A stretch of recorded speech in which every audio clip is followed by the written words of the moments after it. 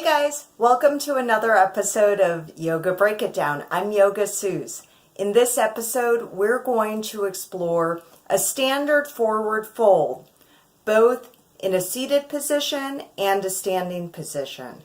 One thing that might surprise you is that a forward fold is not about reaching for the toes. That's not the objective. The objective is to work on gaining flexibility in your legs and your spine while having proper alignment in your back. And what may surprise you even more is that the key to a deep forward fold is actually in the tilt of the pelvis. We're going to start with a standing forward fold because it is easier to work on the tilt of the pelvis here to get us to understand how that works in this pose. So you're going to be standing with your feet about hip distance apart, and you want to have your feet parallel to each other so your toes aren't pointing out or pointing in. You're going to now bend your knees significantly, lower the torso, and rest your belly against your legs. You want to act as though the belly and the upper legs are glued together and they are not going to separate. Your hands can be dangling. You might be holding onto your legs somewhere, maybe behind the ankle or the calf, but feel free to let the arms just relax. Then we're going to turn our attention into the pelvis. So I often refer to the sits bones. Those are the pokey little bones at the bottom of your tush. You want those to reach up towards the sky. So standard as we first come into this is that they're pointing back behind you or even pointing a little bit down, and we want to turn them to point upwards. If it helps, you can think of the sits bones or the tailbone or simply raising your butt up. Whatever visually helps you to get this tilt of the pelvis. As you do that, you should feel that there's more ease in getting your belly against the legs.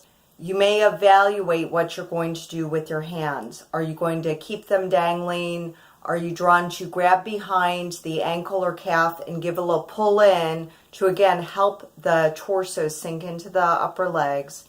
Or some of you may have reached the area of the toes.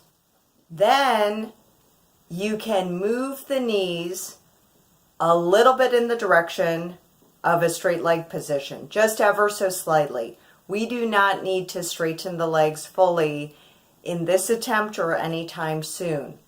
As you move the knees back a little bit, that's going to lengthen the upper part of the leg, and we're going to enhance the lengthening of the upper part of the leg by continuing to reach those sits bones up.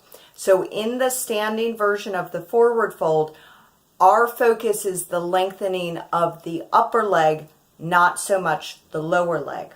As you bring the knees back, there may be tendency for the belly to want to come away from the torso. So you only straighten the legs to the degree that you can keep the belly against the legs. And once you make an adjustment in the legs, once again, reach the sits bones up, and that'll help counter any draw of the belly coming away from the legs. Breathing. An option may be to hook the hands behind the calves or the ankles, wherever you reach to, and give a little pull in to draw the torso more firmly against the legs. So it is likely that you have not reached your toes, and it is likely that you have not straightened your leg without the belly coming away from the torso. So this positioning is probably really different than you tend to think of in doing a forward fold. If you just dive for your toes, your sits bones are usually not up, and that whole lower back from the tailbone to the lower back is rounded and strained as you're reaching for the toes. And then it continues into the entire back is rounded, but most of the strain is going to happen in the lower to mid back. We don't want that. We want to protect the back, to work on lengthening the back and lengthening the legs, and eventually we will get to a full straight leg forward fold. One thing that might be encouraging, and you can see a little bit in my demonstration of this, is that my fingers are touching the floor even though my legs aren't fully straightened yet. But the distance from your sits bones to the tips of your fingers when you're fully extended is longer than the distance of the sits bones to the heels. So that means that there is a likeliness that the fingers will eventually touch the toes. Now we're going to explore the forward fold on the floor.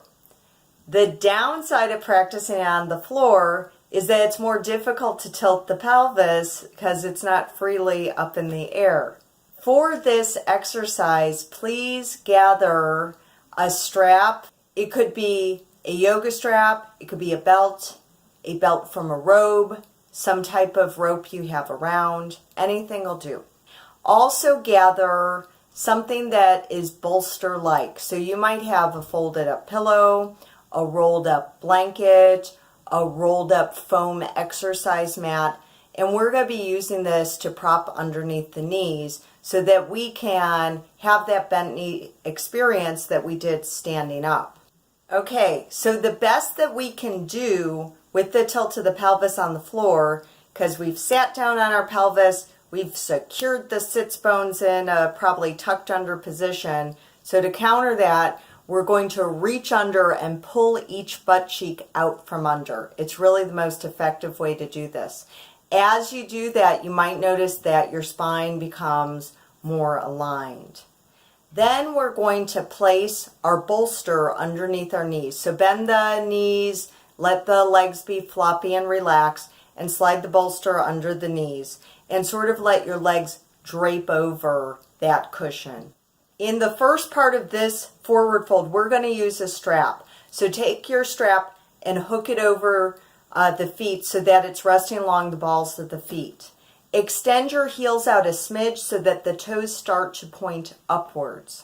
As the heels are extending out, that's going to extend the lower part of the leg. So practicing this forward fold on the floor, there's a little more emphasis on the lengthening of the lower part of the leg, whereas our standing forward fold, there was a little more emphasis on the lengthening of the upper part of the leg. Wrap the strap around each hand. And you're going to do this at least a few times. We are trying to get it so that there's a straight line from where the strap comes around the side of the foot, through the strap is nice and taut, through the hand and the arm straight up to the shoulder. So you're going to wrap it again at least a few times, maybe 3 or 4. And then if you still find there's a slight bend in the elbows, wrap the strap around one hand one more time, then slide the strap so it's even, and you should be in that straight arm position. This is going to be very supportive for the spine. With the strap taut, then tune into the vertebrae. Notice if you have any roundedness. So you're using your mind's eye to see if you have any roundedness. And you want those vertebrae that may be sticking back to come forward. In connection with that, you're going to be lifting up through the chest and dropping in the shoulders. With that first adjustment of the spine, that brought you closer to your legs. That brought you more into the forward fold, even though you're sitting upright. And you may notice a little bend in the elbows again. So I'd say on the other hand, wrap that strap around, slide it till it's even, until you get your arms in that straight position. And you might do this process a few times to possibly get you slightly leaning forward. In this version, you are going to feel this in the muscles of the back, which is really different than our experience of the standing forward fold. This one is much more about posture. When you feel that you've gone as forward as you can with the adjustments of the strap and the adjustments of the spine, let's allow ourselves to dive forward towards the toes. So that was our probably original instinct, is to dive forward towards the toes, even if we're rounded. And get the belly to touch the legs. So having the legs in this bent position draped over our bolster helps get the legs ready for contact with the belly. So we're going to rest the belly against, and again, think of the belly and the legs as glued together. Then adjust your spine again. It's going to feel a little different because you're against the legs, but you're still bringing any rounded vertebrae forward. You're lifting in the chest, which is now sort of up at a diagonal, and you're relaxing the shoulders back and down. See where you want to hold on to on your feet. Is it your toes? Is it the side of the feet? And you can bend the elbows and give yourself a little pull. And as you do that, think of the chest extending forward and the head is extending out at a diagonal. At this point, you may choose to remove your bolster. Don't straighten your legs fully. Think of our experience in the standing pose, very similar. But here, since everything's down against the floor, you would, to progress in the leg stretch, scooch the heels a little further out, just walk them a step or two out, so that the legs are still in a bent position, but it's a lowered bent position. And again, see if you're able to touch the toes, or if not, just reach to the lower part of the leg somewhere, whether it's the ankle or the calf, or just resting the hands on top of the shins. Adjusting your spine once again. So the leg alignment and the spine alignment have to work together to eventually move us into that full forward fold. In the forward folds, take slow, deep breaths into the lungs. And because the front of the torso is in contact with the legs, you will feel this expansion more into the muscles of the back, and especially since we're engaging these muscles. So enjoy that as a little bit of a massage for your hard work in your posture. If you are really struggling with this style of forward fold, that you feel there's just too much strain in the back, that you're having a hard time working on the tilt of the pelvis in this way, you might go back to the standing wide leg forward fold, which is demonstrated in the very first episode of Yoga Break It Down, Tight Legs Break It Down. And the advantage of that pose is that if the feet are further apart, it lowers the hips, which means the floor is much closer.